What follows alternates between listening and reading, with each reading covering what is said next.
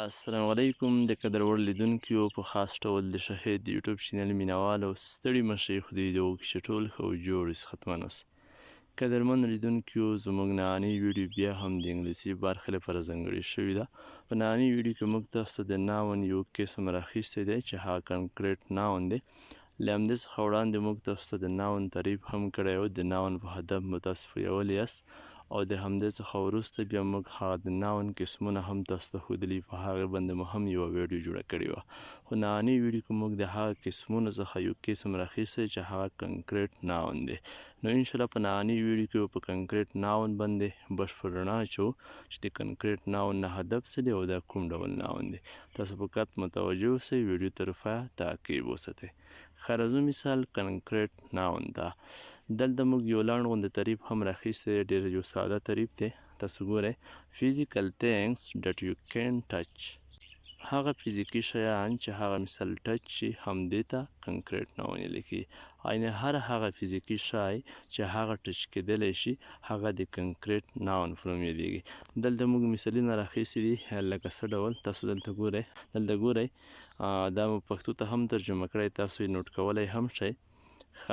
دلته تاسو ګورئ لکه کوم شیان ښوونځی شو مثال چې فزیکي اړخ ولري، همداسې کتاب، موبایل، کمپیوټر، موټر، مثال انسان، مرغه او داسې نور. نو تاسو دلته ګورئ ما بعضې تصویرونه هم راخیستي دي. دا د ښوونځي کوم تصویر چې دی.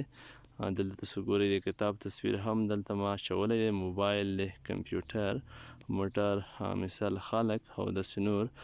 نو په لنډ ډول ویلی شو چې کنکریټ ناون هغه ناون دی چې فزیکي اړخ ولري. هغه شیان چې په فزیکي ډول ټچ شي هغه ته څه ویل کیږي؟ کنکریټ ناون. یعنې مثال فزیکي دا معنی چې لیدل کیږي هم او د ټچ کیدو د لمس کیدو وړ هم وي.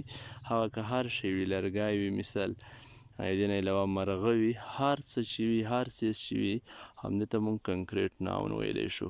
نو خدای دې وکړي چې د کنکریټ ناون په هدف او مقصد پوه شوي یاست، سر ته پرې رسېدلي یاست، کومه ستونزه او مشکل نه وي. نو همدغه و د کنکریټ ناون پیژندګلوي چې تاسو ته مو وکړه. نو خدای دې وکړي چې په رسېدلي یاست. په راتلونکو ویډیوګانو کې به انشاءالله د ناون هغه نور کوم قسمونه چې پاتې دي په هغه نه به هم موږ تاسو ته ویډیوګانې جوړوو، هغه به هم تاسو ته په ساده ډول واضح کړو. او بله خبره ده چې د انګلیسي څخه علاوه زموږ په یوټیوب چینل نه د کمپیوټر درسونه هم اپلوډیږي. هغه د وینډوز 11 د کمپیوټر صفري زده کړې، ورډ، اکسل، داسې فوټوشاپ، کولر ډیزاین برخه. دې څخه علاوه د انلاین پیسو ګټلو کورسونه لکه یوټیوب شو، باینانس شو، همداسې نور فیسبوک پلیټفارمونه یا ویب سایټونه یا چې د هغه لارې مثال حقیقتي ریل پیسې ګټل کیږي، په همدې اړه هم وخت نه وخت ویډیوګانې اپلوډیږي. نو تاسو که نوي یاست فقط چینل تعقیب وساتئ، سبسکرایب یې کړئ چې په آینده کې هره ویډیو اپلوډ کیږي تاسو ته په خپل وخت سره دې رسیږي. فی الحال مو په خدای سپارلی یاست، ښه وخت درته غواړم.